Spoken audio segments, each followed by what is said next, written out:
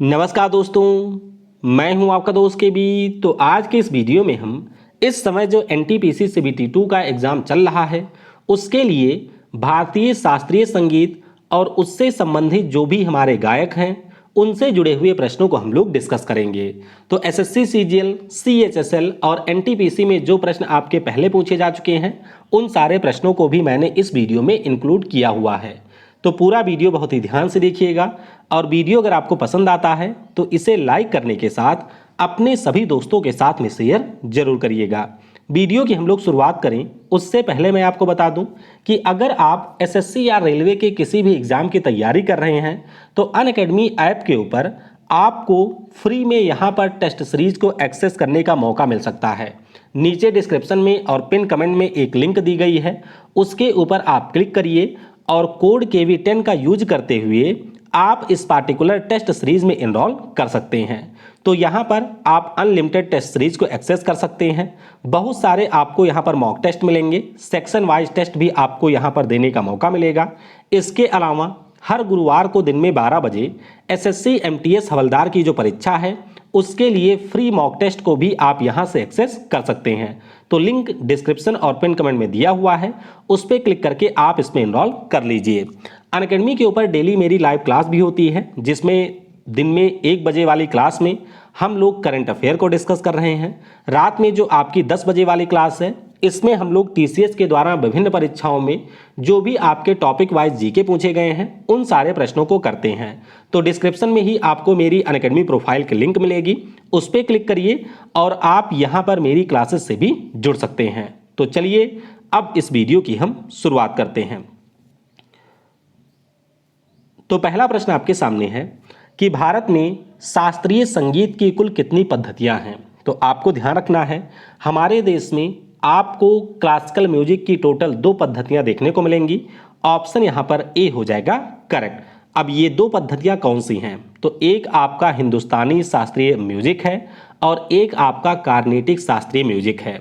जब हम लोग कर्नाटक संगीत की बात करते हैं तो मुख्य रूप से वह संगीत जो कर्नाटक, आंध्र प्रदेश, तमिलनाडु और केरल जैसे दक्षिण के राज्यों में सीमित है उसे हम लोग कार्नेटिक संगीत में रखते हैं। बाकी भारत के अन्य क्षेत्रों के जो संगीत हैं उनको हम लोग हिंदुस्तानी क्लासिकल म्यूजिक के अंतर्गत रखते हैं। अगला प्रश्न है कि हिंदुस्तानी शास्त्रीय संगीत में कुल कितनी शैलियां हैं। तो ध्यान रखिएगा जब हम लोग इंडियन क्लासिकल म्यूजिक की बात करते हैं तो इसमें आपको टोटल 10 शैलियां देखने को मिलेंगी, यानी कि इस प्रश्न के लिए सी ऑप्शन हो जाएगा करेक्ट। अब ये 10 शैलियां कौन हैं इनके बारे में भी आपको पता होना चाहिए, जैसे कि ध्रुपद हो गया, धमर है, होरी हो गया, ख्याल, टप्पा, चतुरंग, रस सागर, तराना, सरगम और ठुमरी। तो ये हमारे 10 शैलियां हैं जो कि आपके हिंदुस्तानी क्लासिकल म्यूजिक का हिस्सा हैं। अगला प्रश्न है कि गुंदेचा भाई ध्रुपद संगीत के किस घराने से संबंधित हैं।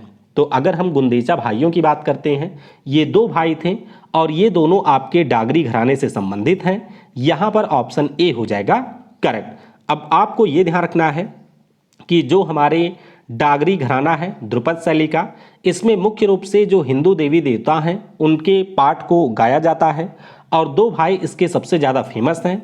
एक तो हमारे थे उमाकांत गुंदेचा और दूसरे हैं रमाकांत गुंदेचा।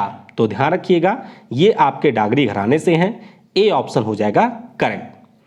अगला प्रश्न है कि भारतीय शास्त्रीय संगीत का जो किराना घराना है जो कि आपके ख्याल शैली के अंतर्गत आता है, इसके संस्थापक कौन हैं। तो किराना घराना की बात करें, इसके संस्थापक नायक गोपाल हैं, यानी कि इस प्रश्न के लिए बी ऑप्शन हो जाएगा यहाँ पर करेक्ट।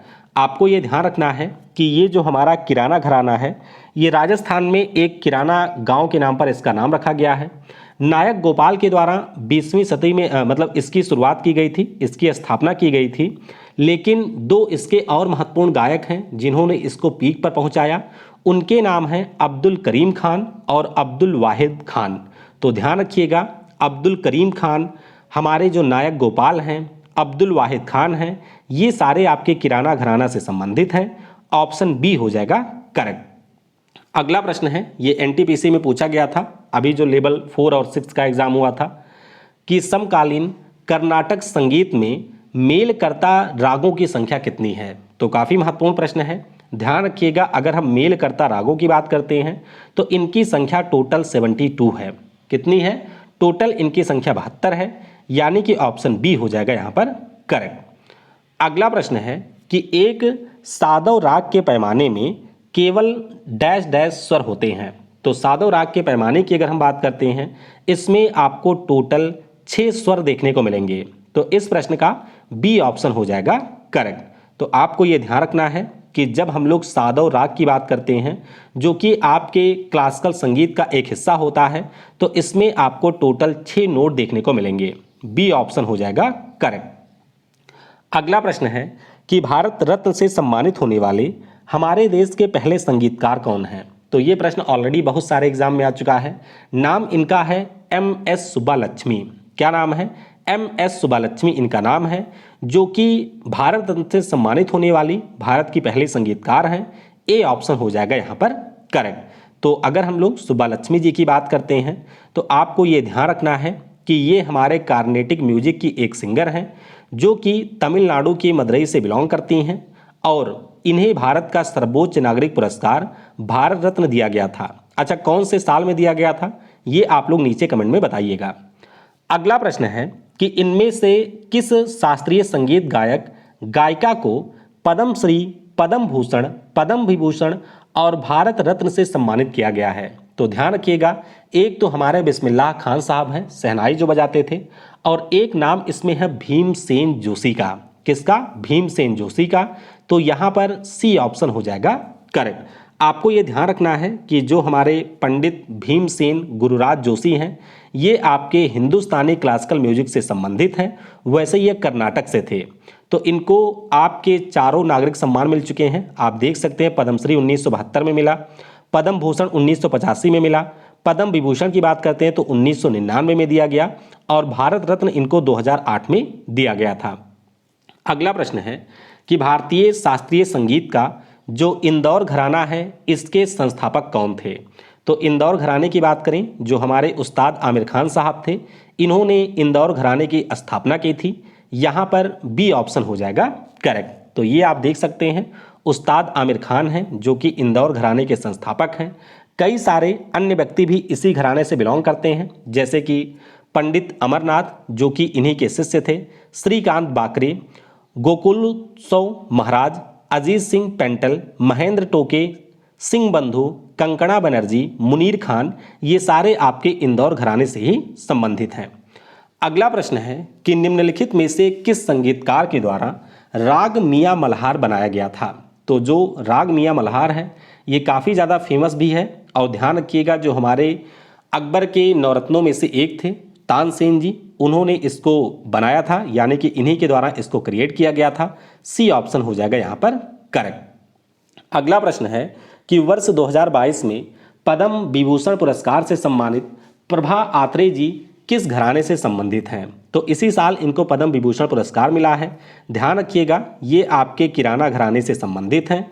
ऑप्शन ए हो जाएगा यहाँ पर करेक्ट। तो अगर हम बात करते हैं प्रभा आत्रेय जी की, तो इनको पद्म अवार्ड इस साल दिया गया है, पद्म विभूषण। इससे पहले पद्मश्री और पद्म भूषण ये ऑलरेडी प्राप्त कर चुकी हैं। पुणे से ये बिलोंग करती हैं, और हिंदुस्तानी शास्त्रीय संगीत के किराना घराने से ये संबंधित हैं। ए ऑप्शन होगा करेक्ट। अगला प्रश्न है कि ख्याल संगीत से संबंधित आगरा घराने के संस्थापक कौन हैं? तो आगरा घराने की अगर हम लोग बात करते हैं, इसके संस्थापक का नाम है खुदा बख्श। क्या नाम है? खुदा बख्श इनका नाम है, जो कि आगरा घराने के संस्थापक हैं। यहाँ पर ए ऑप्शन हो जाएगा करेक्ट। अब यहाँ पर देखिए, थोड़ा सा इतिहासकारों में मतभेद है। मतभेद क्या है कि इतिहासकारों का ये मानना है कि 19वीं शताब्दी में खुदा बख्श महोदय ने आगरा घराने की स्थापना की थी, लेकिन कुछ आपके जो संगीत के विद्वान हैं, उनका ये मानना है कि जो हमारे हाजी सुजान खान साहब थे, उन्होंने आगरा घराने की स्थापना की थी।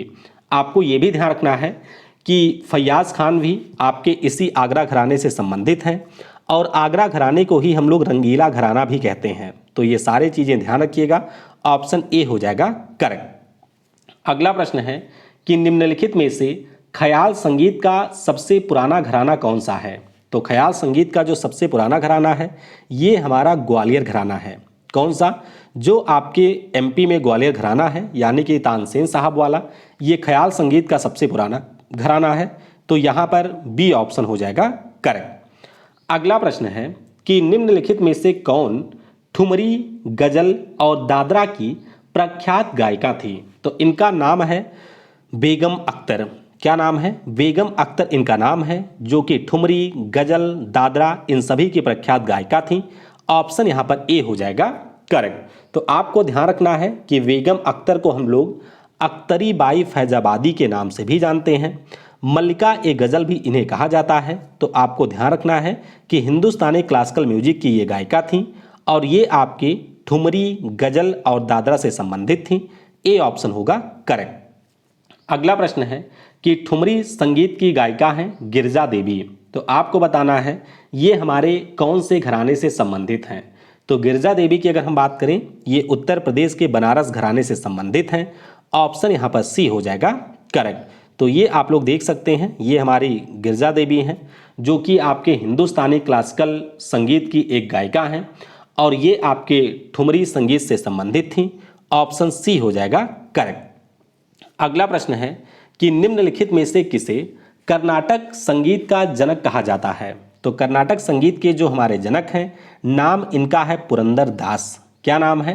पुरंदर दास इनका नाम है और ये आपके कर्नाटक संगीत के जनक के रूप में जाने जाते हैं। यहाँ पर बी ऑप्शन हो जाएगा करेक्ट। अगला प्रश्न है कि निम्नलिखित में से कौन सी लोकगीत शैली पश्चिम बंगाल, असम और बांग्लादेश के कुछ हिस्सों में प्रचलित है? तो ये प्रश्न इस साल सीजीएल में आया था।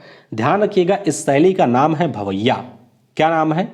भवैया इस शैली का नाम है, जो पश्चिम बंगाल, असम और बांग्लादेश के कुछ हिस्सों में प्रचलित है। यहाँ पर ए ऑप्शन हो जाएगा करेक्ट। अगला प्रश्न है कि ललिता डैश डैश के लोक संगीत का एक रूप है। तो ये प्रश्न भी इस साल सीजीएल में ही आया था। ललिता फोक म्यूजिक की अगर हम बात करते हैं तो ये आपके महाराष्ट्र राज्य का एक फोक संगीत है। बी ऑप्शन होगा यहाँ पर करेक्ट। तो आपको ये ध्यान रखना है कि महाराष्ट्र में आपका भरुण हो गया, गोंधल हो गया, कीर्तन है, ललिता है, अभंगस है, तुम्बाड़ी है, ये सारे यहाँ के फोक म्यूजिक हैं। ऑप्शन बी हो जाएगा आपका करेक्ट। अगला प्रश्न है, ये भी सीजीएल में ही पूछा गया था कि एक विशिष्ट ध्रुपद शैली डैश डैश घराने से संबंधित है। तो ये जो आपके विशिष्ट ध्रुपद शैली है, ये बिष्णुपुर घराने से संबंधित है। कहाँ से? बिष्णुपुर घराने से ये संबंधित है और बिष्णुपुर नाम का जो स्थान है वो आपको पश्चिम बंगाल में मिलेगा। तो यहाँ पर बी ऑप्शन हो जाएगा करेक्ट। आपको ये ध्यान रखना है कि 13वीं और 14वीं सेंचुरी में भगवान विष्णु के शहर के नाम से ये आपका बिष्णुपुर घराना ख्याल शैली के लिए फेमस हुआ था और ये हमारे ध्रुपद शैली से संबंधित है। सॉरी, ख्याल नहीं जी, ध्रुपद शैली से ये संबंधित है। तो बी ऑप्शन हो जाएगा करेक्ट।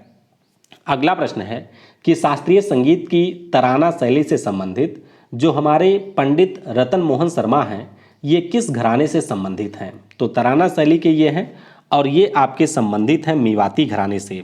कहाँ से? मेवाती घराने से ये संबंधित हैं। ए ऑप्शन हो जाएगा यहाँ पर करेक्ट।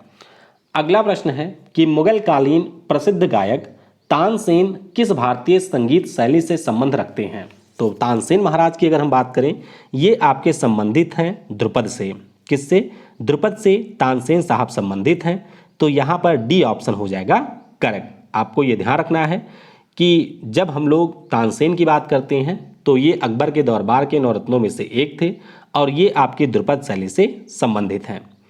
अगला प्रश्न है कि निम्नलिखित में से कौन सा कर्नाटक संगीत का एक राग है? तो कर्नाटक संगीत का एक राग है, नाम इसका है सिंधु भैरवी। क्या नाम है? सिंधु भैरवी इसका नाम है। तो बी ऑप्शन हो जाएगा यहाँ पर करेक्ट। तो आपको ये ध्यान रखना है कि ये जो सिंधु भैरवी राग है, ये ना केवल हमारे कार्नेटिक क्लासिकल म्यूजिक बल्कि हिंदुस्तानी क्लासिकल म्यूजिक दोनों में ये बिलोंग करता है। तो आपको ध्यान रखना है, सिंधु भैरवी नाम है। बी ऑप्शन होगा करेक्ट। अगला प्रश्न है कि विश्व प्रसिद्ध छत्तीसगढ़ी लोक गायिका जिनका नाम तीजन बाई है, ये लोक संगीत के किस विधा के प्रणेता हैं? तो तीजन बाई की बात करें, ये जो हमारा पंदावनी है छत्तीसगढ़ का, उसकी प्रणेता हैं, यानी कि पंदावनी की ये बहुत ही प्रमुख गायिका हैं। 2019 में इनको पद्म विभूषण पुरस्कार भी मिला था। बी ऑप्शन हो जाएगा करेक्ट। अगला प्रश्न है कि निम्न में से कौन भारतीय शास्त्रीय संगीत की प्रख्यात गायिका हैं? तो क्या नाम इनका है? इनका नाम है सुधा मुद्गल। जरूर ध्यान रखिएगा, सुधा मुद्गल इनका नाम है। ऑप्शन यहाँ पर बी हो जाएगा करेक्ट। तो सुधा मुद्गल की बात करते हैं, वर्ष 2000 में इनको पद्मश्री पुरस्कार भी मिला था और ये आपके हिंदुस्तानी क्लासिकल म्यूजिक की ख्याल, ठुमरी, दादरा और जो इंडियन पॉप है उसकी गायिका रही हैं। तो बी ऑप्शन हो जाएगा करेक्ट। अगला प्रश्न है कि भारतीय उपखंड में जन्म लेने वाला कौन सा भक्ति संगीत सूफी भक्ति संगीत का एक रूप है? तो ये जो संगीत है नाम इसका है कव्वाली। क्या नाम है? कव्वाली इसका नाम है, जो कि आपके सूफी भक्ति संगीत का एक प्रकार है। सी ऑप्शन हो जाएगा यहाँ पर करेक्ट। अगला प्रश्न है कि निम्नलिखित में से कौन सी शैली हिंदुस्तानी शास्त्रीय संगीत की नहीं है? तो आपको मैंने अभी ऊपर बताया कि हिंदुस्तानी शास्त्रीय संगीत में टोटल 10 शैलियाँ हैं, जिनमें से ठुमरी, टप्पा, ध्रुपद ये प्रमुख हैं। अल्पना की अगर हम बात करते हैं तो ये शैली आपके कार्नेटिक म्यूजिक की है। ऑप्शन बी हो जाएगा यहाँ पर करेक्ट। अगला प्रश्न है, ये ग्रुप डी में पूछा गया था 2018 में कि निम्नलिखित में से कौन कर्नाटक संगीत की त्रिमूर्ति में से एक है? तो कर्नाटक संगीत की जो त्रिमूर्ति हैं उनमें से एक आपके हैं त्यागराज। कौन है? त्यागराज हैं। सी ऑप्शन हो जाएगा करेक्ट। अब कर्नाटक संगीत में आपके जो त्रिमूर्ति हैं उनके नाम आपको जरूर ध्यान रखने हैं। तो इसमें जो सबसे फेमस नाम है वो त्यागराज जी का है। दूसरा नाम इसमें है मुथु स्वामी दीक्षितर का। किसका? मुथु स्वामी दीक्षितर इसमें दूसरे पर्सन हैं और तीसरे पर्सन का नाम है श्यामा शास्त्री। तो ध्यान रखिएगा, ये आपके कार्नेटिक म्यूजिक के त्रिमूर्ति हैं। सी ऑप्शन होगा करेक्ट। अगला प्रश्न है कि पंडित नारायण राव बोडस हिंदुस्तानी शास्त्रीय संगीत के कौन से घराने से संबंधित हैं? तो नारायण राव बोडस की बात करते हैं, ये हमारे ग्वालियर घराने से संबंधित हैं। यानी कि जो आपके ध्रुपद का सबसे पुराना घराना है ग्वालियर, उससे संबंधित हैं पंडित नारायण राव बोडस। तो यहाँ पर डी ऑप्शन हो जाएगा करेक्ट। अगला प्रश्न है कि उस्ताद बड़े गुलाम अली खान किस घराने से संबंधित हैं? तो ये प्रश्न भी ऑलरेडी कई एग्जाम में आ चुका है। उस्ताद बड़े गुलाम अली खान की अगर हम बात करते हैं तो ये हमारे राजस्थान के पटियाला घराने से संबंधित हैं। यहाँ पर बी ऑप्शन हो जाएगा करेक्ट। आपको इनके बारे में ये भी ध्यान रखना है कि इन्हें हम लोग 20वीं सदी के तानसेन के नाम से भी जानते हैं। किसे? उस्ताद बड़े गुलाम अली खान को। तो पटियाला घराने से ये संबंधित हैं। ऑप्शन बी हो जाएगा करेक्ट। अगला प्रश्न है, ये एनटीपीसी में अभी पूछा गया था कि विख्यात गायिका एमएस सुब्बुलक्ष्मी एक भारतीय कार्नेटिक गायिका थी जिनका जन्म डैश डैश में हुआ था। तो मैंने अभी आपको ऊपर भी बता दिया कि तमिलनाडु में जो मदुरई है वहां पर इनका जन्म हुआ था। तो इस प्रश्न का डी ऑप्शन हो जाएगा यहां पर करेक्ट। हमारा अगला प्रश्न है कि भारत के राष्ट्रीय ऑर्केस्ट्रा के संस्थापक कौन हैं? तो भारत में जो राष्ट्रीय ऑर्केस्ट्रा है इसके संस्थापक रविशंकर जी हैं। तो इस प्रश्न का सी ऑप्शन हो जाएगा यहाँ पर करेक्ट। अगला प्रश्न है कि हिंदुस्तानी शास्त्रीय संगीत की शिक्षा प्रदान करने के लिए प्रयागराज में वर्ष डैश डैश में प्रयाग संगीत समिति की स्थापना की गई थी। तो ये प्रश्न भी एनटीपीसी में अभी पूछा गया था 10 मई को। ध्यान रखिएगा, इसकी स्थापना 1926 में हुई थी प्रयागराज यानी कि उस समय के इलाहाबाद में। तो यहाँ पर बी ऑप्शन हो डी ऑप्शन हो जाएगा करेक्ट। अगला प्रश्न है कि पंजाब राज्य में संगीत का वोकल रूप क्या है? तो ये आप सभी को अच्छे से पता होगा कि पंजाब राज्य में जो हमारा फोक संगीत है इसका नाम है टप्पा। क्या नाम है? टप्पा इसका नाम है। तो यहाँ पर डी ऑप्शन हो जाएगा करेक्ट।